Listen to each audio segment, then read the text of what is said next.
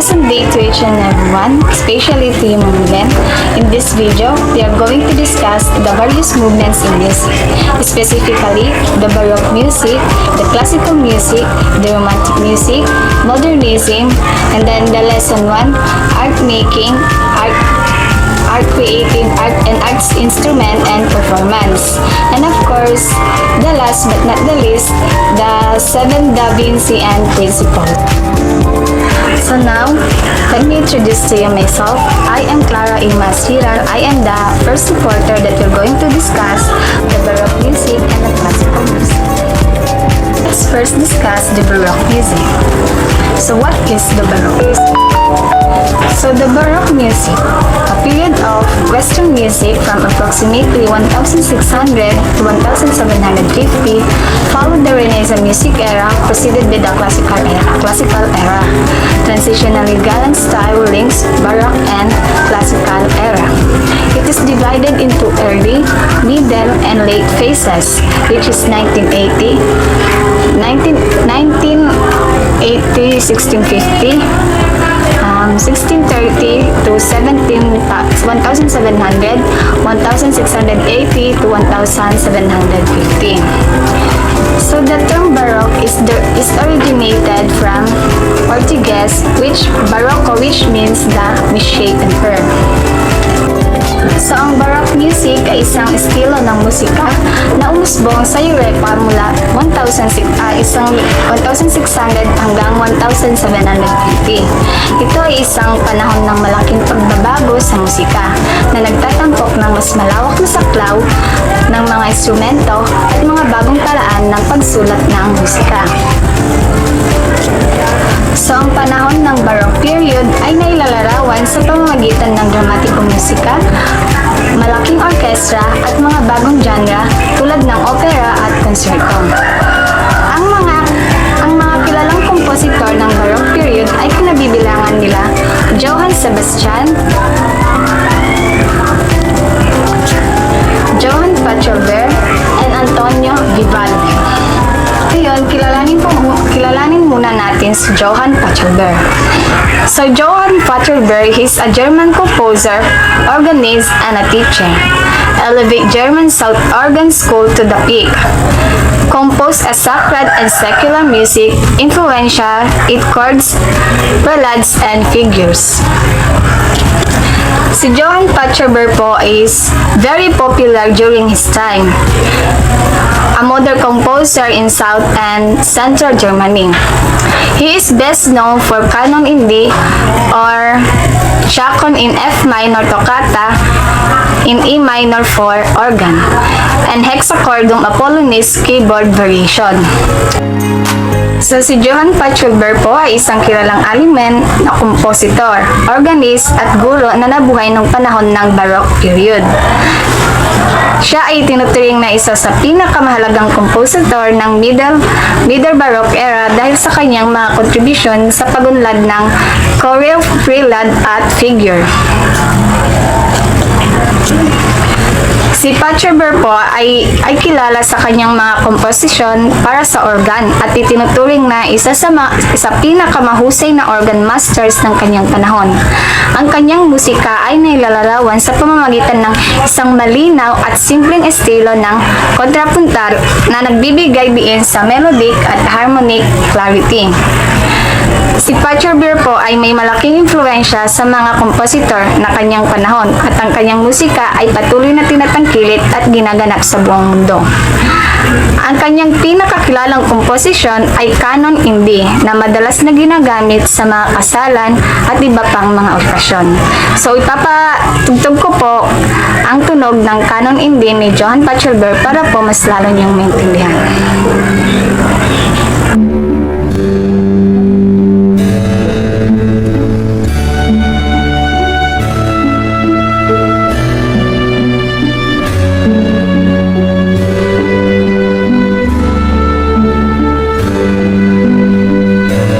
So the Canon So the canon was originally scored for 3 violins and basso continuo and paired with Gigio known as canon and Gigio for 3 violins and basso continuo. Both movements are in the key of D major. The piece of constructed as the canon at the unison in 3 parts with the 4th part as a ground bass. So next is Antonio Vivaldi. Antonio Vivaldi is an Italian Baroque composer, virtuoso, violinist priest, and a teacher. Widely regarded as one of the Baroque greatest composers. Composed numerous instrumental concertos, sacred choral work, and over 40 operas. So, Antonio Vivaldi is best known for iconic Four Seasons violin concertos, composed and often performed by the all-female ensemble at Ospedale della Pietà. So, si Antonio Vivaldi ay isang kilalang Italianong compositor, bihasang violinist, at impresaryo ng Baroque music. Siya ay tinuturing na isa sa pinakadakilang kompositor ng Baroque period, kasama sina Johann Sebastian Bach at George Frideric Handel. Ang kanyang impluwensya sa panahon ng kanyang buhay ay malawak sa buong Europa.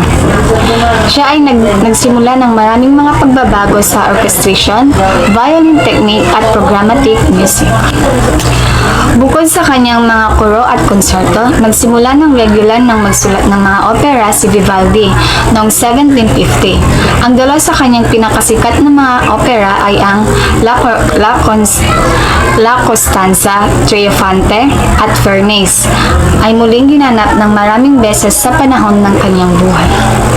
Ngunit, ang kanyang pinakakilalang komposisyon naman sa musika ay tinatawag na apat na violin concertos na kilala bilang the Four Seasons. Ang bawat konserto ay naglalarawan ng isang panahon, tagsibol, tag-araw, at taglagas, at taglamig. So, ito po yung Four Season violin ni Antonio Vivaldi.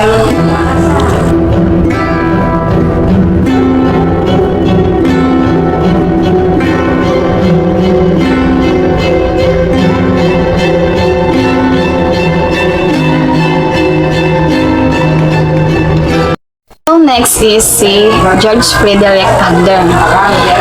Si George Frideric Handel is a German-born but a later British Baroque composer. He spent the majority of his career for London, known for opera, anthem, oratorios concertis, grotis, and organ concertos. He was trained in Hayley, Work, London. The significant influence in classical composers like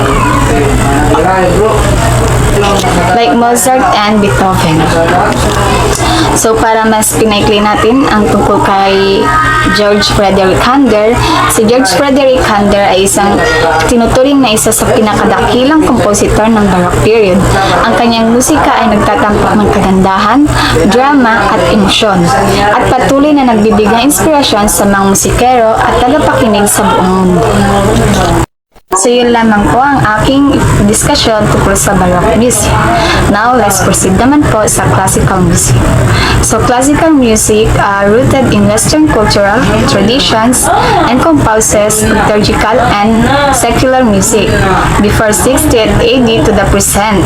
The classical period mostly 1750 to 1820 spans various other periods in addition to the classical era. So, ang classical music po ay isang malawak at magkakaibang tradisyon ng musika na may mahabang kasaysayan.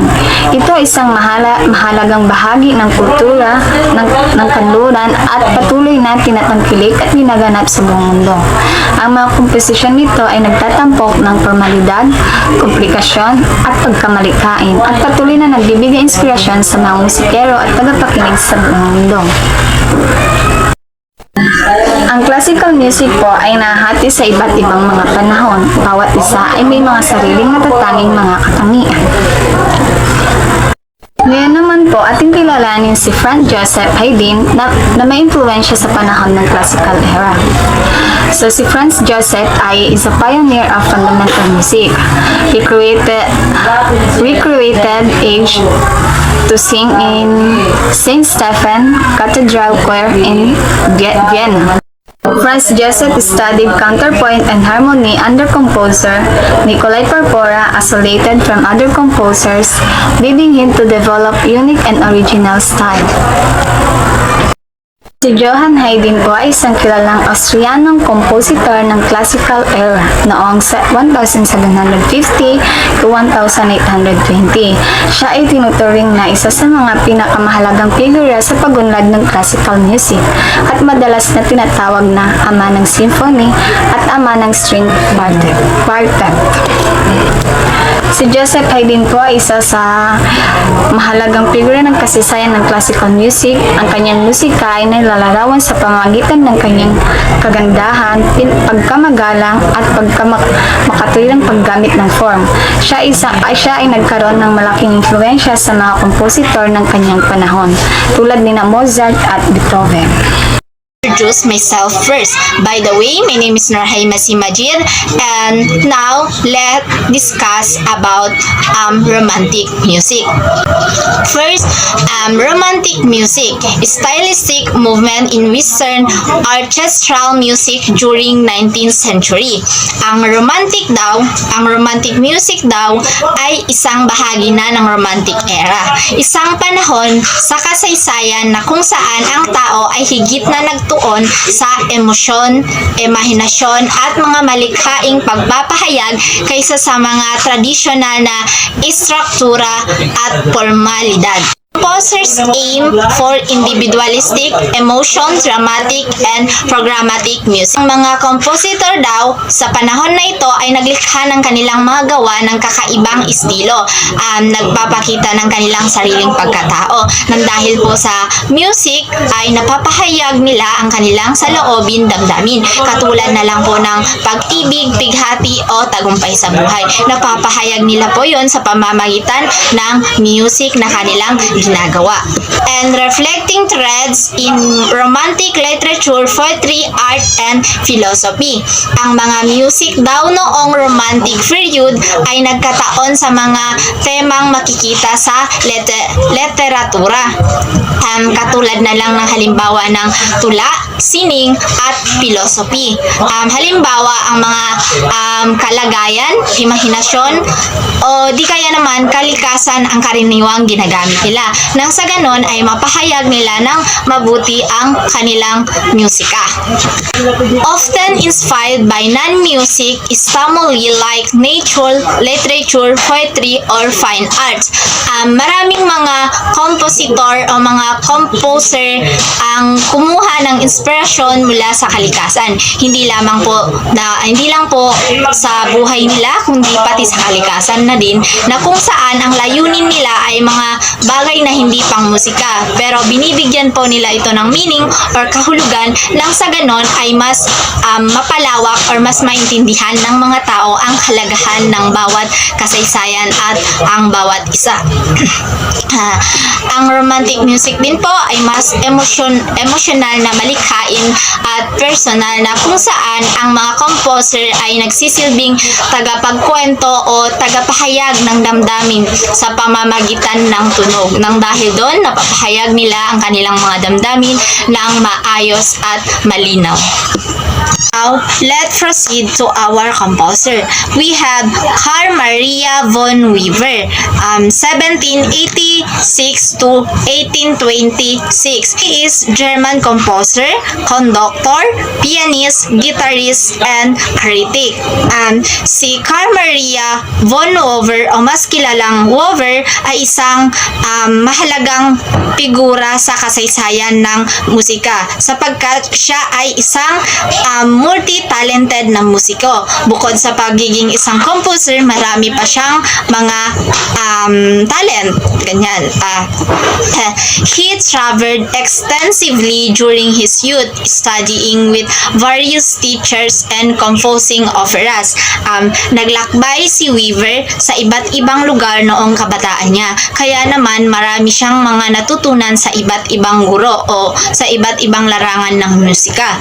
Ang kanyang karanasan sa iba't ibang kultura at estilo ng musika ay nakatulong upang mas mapalawak or mahubog ang kanyang kakaibang kakayahan nang sa ganon ay mas gagalingan or mas naging magaling siya doon.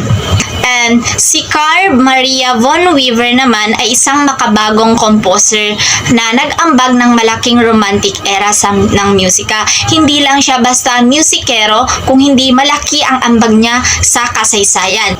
Sa pamamagitan ng kanyang mga opera at piano works, nang dahil doon mas napalawak niya ang kanyang kakayahan at naging kasaysayan ito.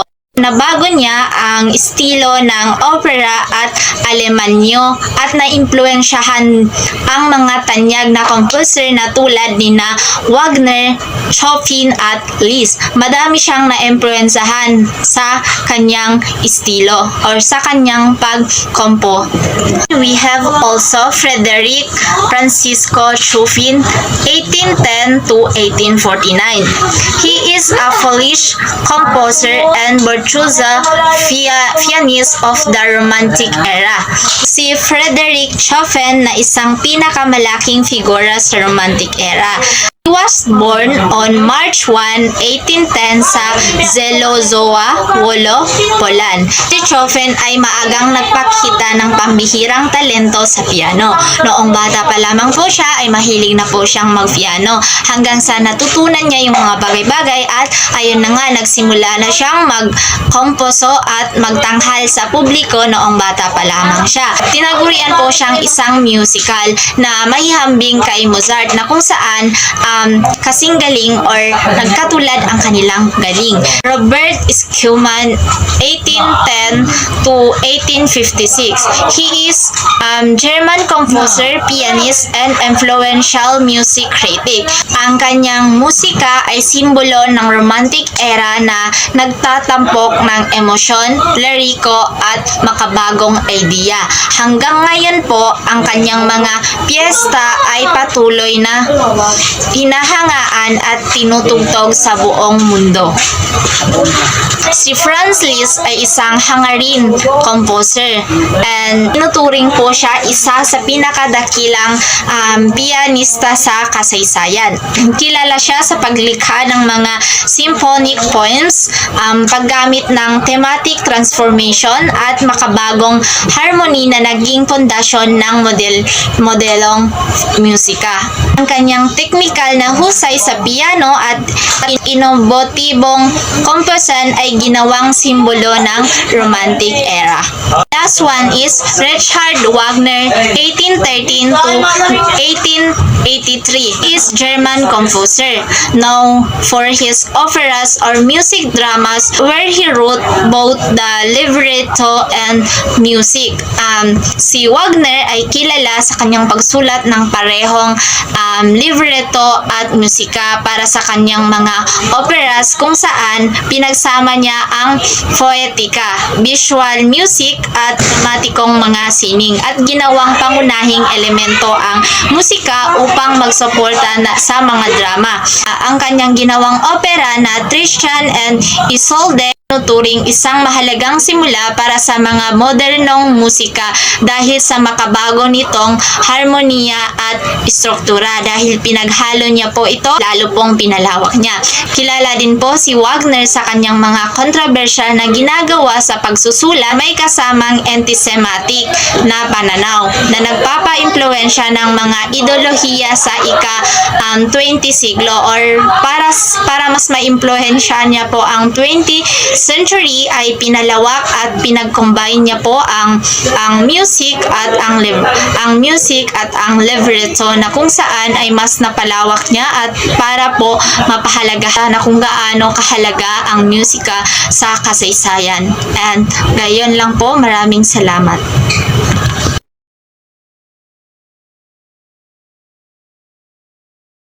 ngayon, dadako naman tayo sa modernism.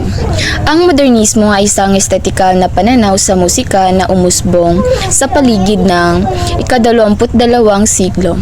Nagdulot ito ng inobasyon sa mga aspeto ng harmonya, melodya, tunog at ritmo.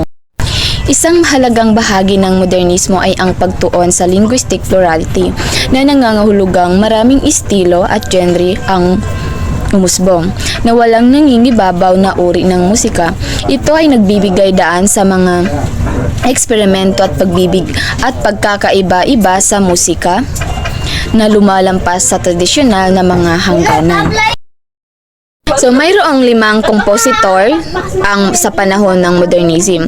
Una na dito si Claude Debussy, isang tanyag na kompositor na Pranses.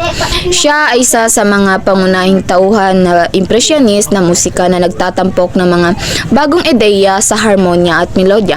Isa sa kanyang mga kinumpos ay ang Phileas et Melisande, La Demoiselle Ilou, at Le Martyr de Saint-Sebastien. Dadako naman tayo sa pangalawang kompositor, si Arnold Schoenberg. Siya ay isang Australianong kompositor. Siya ay kilala bilang isa sa pinakamahalagang figura sa modernong musika, lalo na sa pagbuo ng atonal na musika at sa sistema ng 12 tono na naging batayan ng kanyang komposisyon. Isa sa kanyang kinumpos ay ang Period Lunaire sa panahon ng modernism. So ngayon, dadako naman tayo sa ikatlong kompositor na si Jean Maurice Ravel, isang kilalang kompositor, pianista at konduktor na Pranses. Isa sa kanyang pinakasikat na komposisyon ay ang Bolero. Kilala din siya sa komposisyon na pinakamahirap, ang Gaspard de la Nuit, at gumawa din siya ng isang orkestra, ang Daphnis et Chloe. So, ang kanyang gawa ay nagpapakita ng kanyang kakayahan sa paglikha ng malalaki at detalyadong mga soundscapes. Ang ikaapat naman ay si John Milton Cage Jr., isang kilalang Amerikanong kompositor, music theorist, artist, at pilosopo. Isa sa kanyang pinakasikat na gawa ay ang 43. Ito ay isang piraso ng musika na walang tunog, na naglalayong iguhit ang pansin ng madla sa tunog ng kapaligiran. Siya din ay nagsulat ng sonatas at interlude. Ito ay nagpapakita ng kanyang pagiging eksperimento sa musika. Ang panghuli naman ay si Philip Glass, kilala sa paggamit ng repetitive structure sa kanyang musika. So, ang kanyang mga komposisyon ay madalas na nagtatampok ng paulit-ulit na pattern ng mga ritmo at tunog na lumilikha ng isang hypnotic at meditative na epekto. Kabilang sa kanyang mga gawa ay ang musical theater works, symphonies, concertos, chamber music at film scores. At dito lamang po ang patungkol sa modernism. Lesson 1, Art Making, Crafting Images, Crafting Instrument, and Performance. Soul as craft, as growth, as imagination. Making soul is necessary antidote to the contemporary cultural obsession with onwards and upwards progress. In the economic and political arena, this translates into an historical refusal or inability to consider any other model other than the present one of unfettered capitalism and economic growth regardless of consequences. Sa Lesson 1 ng Art Making, ilalakay ang mga konsepto ng crafting, images, crafting instruments at performance na nauugnay sa kung paano natin ginagawa o nililika ang sining at iba pang anyo ng pag-express sa ating kultura. Ang making soul ay parang paggawa ng isang sining. Kailangan itong pagyamanin, gawing masining at bigyan ng halaga. Ang ideya ng craft dito ay tumutukoy sa malikhaing proseso ng pagbuo ng isang makabuluhang buhay na hindi nakasentro lamang sa material na tagumpay o kita. Parang sinasabi dito na ang pagpapalago ng ating pagkatao ay hindi lamang nakabase sa ekonomiya, kundi kung paano natin pinapanday ang ating mga sarili. Ecologically, this has devastating effects, yet here too it seems impossible for mainstream culture to envisage anything but an upward path of progress, exemplified by the belief that somehow human technological ingenuity will get us out of the climate rabbit hole that human technological ingenuity has got us into. Sa ecological naman ay ito rin ay may malubang epekto. Pero sa mainstream na kultura tila hindi nag-iisip ng ibang paraan kundi ang ideya na ang teknolohiya, talino ng tao ay laging may kakayahang lutasin ang mga krisis na dulot din nito. Halimbawa, ang paniniwala na sa kabila ng mga panganib sa klima, maaring magsalba ang teknolohiya upang mapanatili ang pag-angat ng ekonomiya at pag-unlad. Ang proseso ng paglikha o poesis ay tinuturing na sentro ng pagiging tao. Ayon sa teksto, ito ay pangharap sa pagkalas o pagkabasag na nagdudulot ng kawalan ng buo o pagkakabuo. Sa mga sandaling ito ng krisis, nagkakaroon tayo ng pagkakataon na lumika at magbago. Kung kaya natin bitawan ang ating dating pagkakakilanlan at yakapin ang void o kawalan, nagiging posible ang pag-usbong ng bagong anyo ng buhay. Ang poesis o ang makapangyarihang paglikha ay parang kamatayan at muling pagkabuhay ng kaluluwa. Palaging tinatawag tayo sa pag-reform ng ating sarili at sa pagbuo ng soul o kaluluwa sa sining, na ang sining mismo ay nagbibigay ng anyo sa kaluluwa. Sa aspeto ng psikolohiya, ang mga spiritual at self-help movements ay gumagamit ng mito ng pag-unlad o progress at inilalapat ito sa ideya ng pag-angat ng kamalayan at spiritual na pag-unlad. Ganpaman, kinukuha nito ang mga halaga ng kapitalismo tulad ng monetization at ginagawang produkto ang personal na pag-unlad at kaliwanagan. Good day everyone, and I'm your next reporter, and we're going to talk about the 7 principles of Leonardo da Vinci, or how to think like Leonardo da Vinci. First of all, let us know who is Leonardo da Vinci. Leonardo da Vinci, he was born in April 15, 1452 and died in May 2, 1519. And he has a highest polymath of highest Renaissance who has active in painting or is an active painter.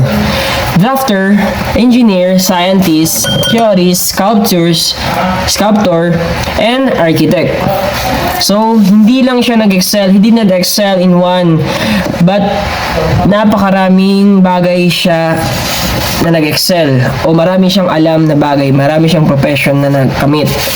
So, hindi lang siya bilang engineer, hindi lang siya bilang isang painter, sculptor, hindi siya isang architect, drafter.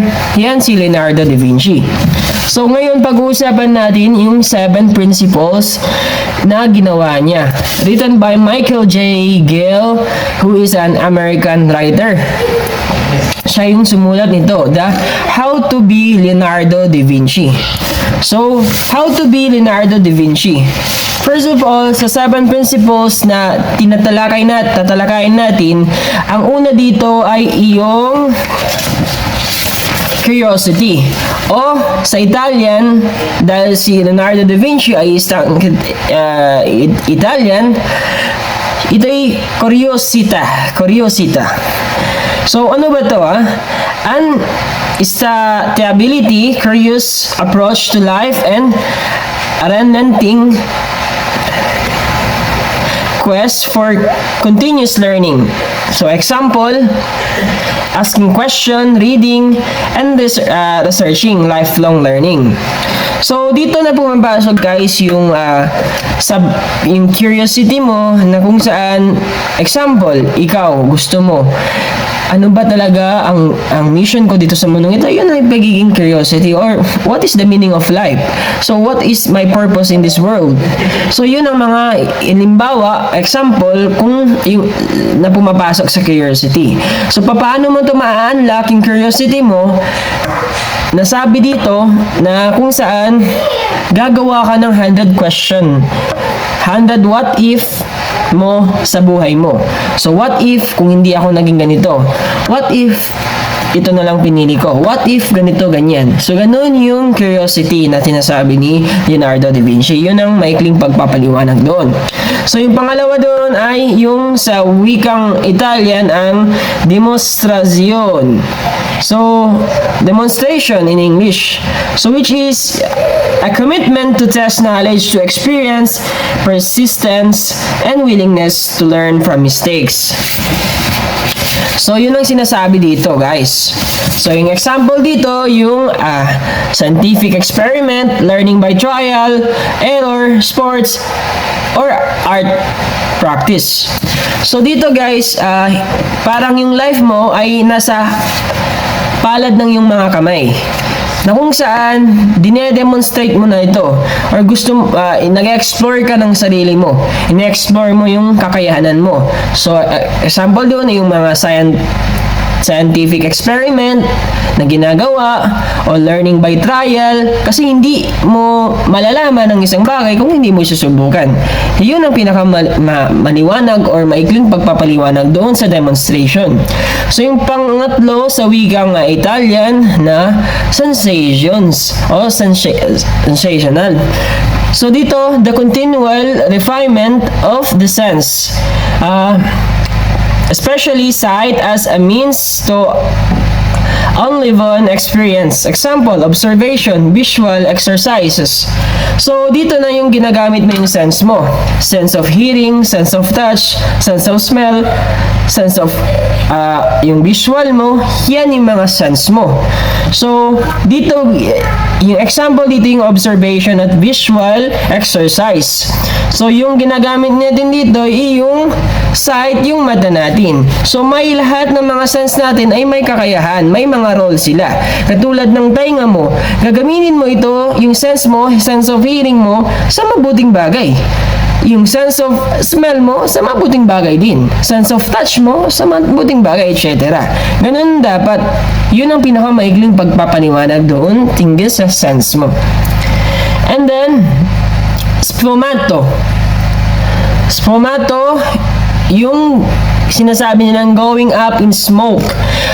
A willingness to embrace ambiguity, paradox, and uncertainty. So, example dito, yung enjoying an uncertain book or film ending or research. So, paano mo ma-expand or ma-upgrade yung ambiguity mo, dapat magkaroon ko ng maraming sfumato. Yun ang pinakamadaling pagpapaliwanag doon. So, yung panglima ay yung arts and science. So, yung sa wikang Italian, ito yung arto scienza. So, sinasabi dito, the development of the balance between science and art, logic and imagination. Whole brain thinking. Kaya nga guys, sinasawag dito, example, liberal arts education, scientific research about arts and graphic arts. So, sa brain natin guys, hindi yan siya as whole. May dalawang parte yan. Ay, may mga parts yan. So, yung left brain and right brain. So, ipagbalagay natin na yung doon sa kabila ay mas marunong doon sa science at yung kabila ay mas marunong sa liberal arts. Ganun lang yun guys. Iba't ibang parte ng yung brain ay meron siyang may kakayahan siya. For example, dito, so yung X and Y. So, kung example, kung meron ba akong ganito, anong kinakalabasan? Kung gagawin ko ba to, anong kakalalabasan? Kung gugustuhin ko ba to, anong kakalabasan? Ganun yung guys, yung sinasabi dito. Yung pang-anim ay yung corporalita. So, sinasabi dito, the cultivation of grace, ambidextrity, fitness, and poise. Sample dito yung physical practice, sports, yoga, dance. So, dito sinasabi natin yung health natin. Yung health yung tinutukoy natin dito, yung katawan natin. So, example, nasa sayo yan. Decision mo yan. Kung gusto mong alagaan yung sarili mo o hindi mo aalagaan. Kung gusto mong aalagaan yung sarili mo, dapat mag-keep fit ka, kumain ka ng healthy food, at kung ayaw mo nang alagaan, ay kumain ka ng mga pinagbawal sa iyong sarili. So, ganun yung guys, yung sinasabi dito. Kung gusto mong maging Okay, tumama yung ulo ko. Yun ang pinakamaikling pagbabaliwanag doon. At yung last is yung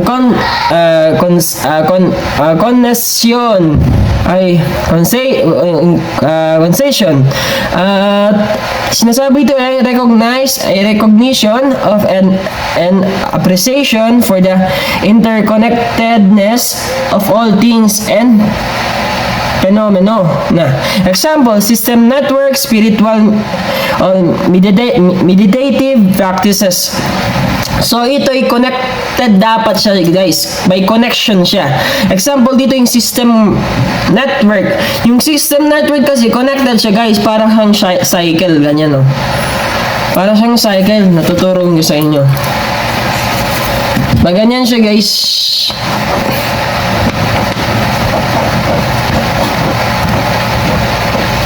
Okay, saan? Connected siya. For example, yung life mo dapat connected dito, connected doon, connected dito, connected doon. At walang magsaseparate dito, dapat konektado siya, guys. At yun ang pinakamadaling pagpapaliwanag doon. Sa 7 principles or 7 approach of Leonardo da Vinci. At yun lamang, guys. Maraming salamat.